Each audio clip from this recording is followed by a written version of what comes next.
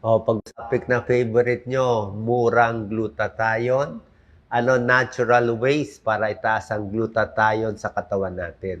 Merong mga pagkaing makakatulong sa atin, other habits pampataas ng gluta.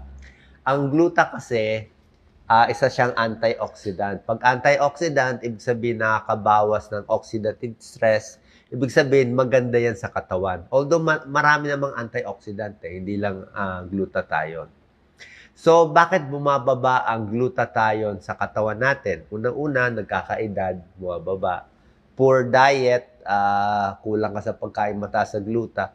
Chronic disease, infection, lagi ka na stress. Kaya meron tayong natural ways. Okay? Number one, pwede itong mga sulfur-rich foods. Actually, lahat naman to healthy foods. Particularly beef, baka, isda, chicken. Pagdating sa gulay, broccoli, cauliflower, ito, kangkong, mga kale, nakakatulong. Tsaka ito yung mga garlic, mga sibuyas natin. Nakakatulong rin siya lahat. Pampataas ng glutathione.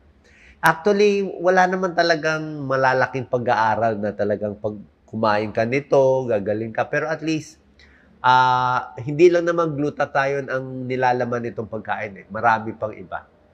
So ito yung mga pagkaing mataas, nagpapataas ng glutathione sa katawan para mas gumanda, mas makaiwas sa sakit. Broccoli, may anti-cancer properties, itlog, may karne, cauliflower, mga repolyo, ito sibuyas, garlic, bawang, onions, ito seafoods, cabbage, at iba pa. Yan. Maganda rin po, number 2, itataas ang vitamin C intake nyo. So, pwedeng vitamin C tablet or mga foods mataas sa vitamin C, orange, lemon, dalandan, calamansi, strawberry, papaya, bell pepper, mataas sa vitamin C. Kasi, ang vitamin C, antioxidant din siya eh. So, ibig sabihin, kung merong kailangan gamitin yung katawan natin panglaban sa oxidative stress, pwedeng vitamin C mo na ginagamit. Medyo hindi nagagamit ang glutathione, hindi siya nababawasan agad. Yun ang explanation. So, more vitamin C, nakita nila, pag mataas ang inom ng vitamin C, kahit 500 milligrams lang, tumataas ang gluta sa white blood cell, tumataas ang gluta sa red blood cell ng 47%. Number 3, selenium-rich foods. Ito pa rin, beef, chicken, fish, brown rice, tsaka mga nuts. Okay, nakita nila itong mga pagkain mataas sa selenium, itong mga chicken at fish, may tulong sa mga may kidney disease, chronic kidney disease, may tulong. Parang nakakatulong. Tumataas yung gluta levels nila. Ngayon, kung yung pagtaas ba ng gluta, makakabawas sa sakit sa kidney, makakabawas ba sa cancer, wala pa tayong pag-aaral na dumidiretso hanggang doon. Pero alam natin, lahat ito healthy, lahat ito antioxidant. Kaya sinasabi ko nga, kung dadamihan nyo ito sa pagkain, wala namang masama. Baka makatulong pa sa mga sakit ninyo. Pagkaing mataas sa gluta, so focus na tayo, spinach, yan. Kahit mga kangkong, okay rin. Avocado, asparagus, okra. Ayan, ang ganda. May isang pag-aaral nga, yung taong mahilig kumain nitong gluta-rich foods, less risk of cancer, mouth cancer. Ito yung mga bawal. Bawal uminom ng maraming alak o pwede iwas na lang sa alak. Alam natin, alak nakakasira ng atay, ng utak, ng pancreas, pero hindi natin alam yung alak nakakasira ng baga. Pati lungs nasisira. Sa lungs natin, maraming glutathione. Okay? So, pag uminom ka ng maraming alak, babagsak yung glutathione sa baga, masisira yung baga. Lalo na sa mga small airways sa baga natin. Ito nga bagsak ang glutathione level sa baga nung malakas uminom ng alak. 80 to 90% bagsak yung gluta levels. Exercise, bukod sa cardio, paglalakad, may konting light weights, kailangan para tumaas yung gluta. Simpleng tulog, nakakataas ng glutathione. Kasi kung lagi tayong puyat, more stress sa katawan, more hormonal imbalance, mas bababa ang glutathione. So, yung mga may insomnia, mababa ang gluta nila. Yung masarap ang tulog, mas mataas yung gluta. So, kailangan kompletong tulog. Okay? Simple lang yan eh. Kasi kahit kumain ka ng pagkain mataas ang gluta, tapos puyat naman, walang exercise, alak pa rin. So, halos baliwala yung epekto. Diba? Merong mga pagkaing mataas sa gluta, isa-isahin natin. Okay? Hindi naman to 100%. Merong iba, animal studies pa lang. Yung iba, human studies. Pero at least pwede tayo mag-focus. Ang broccoli talaga, sikat eh. Pati cauliflower, sikat. Pero mas sikat to. Mga anti-cancer, marami yan. Pinag-aralan na sa US.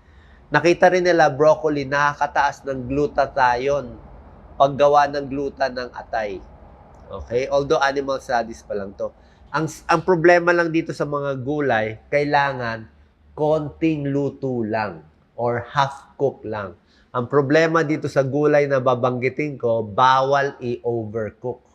Kaya kayo naman mga babae, mga nanay nagluluto, huwag i-overcook. Tapos kung maraming sarsa, baka napunta sa sauce din yung mga vitamins niya. Kailangan iinumin din pati yung sauce. Okra, ha? Simple, nagtatanim tayo ng okra. Yung okra seeds, maraming antioxidant, anti-inflammatory properties.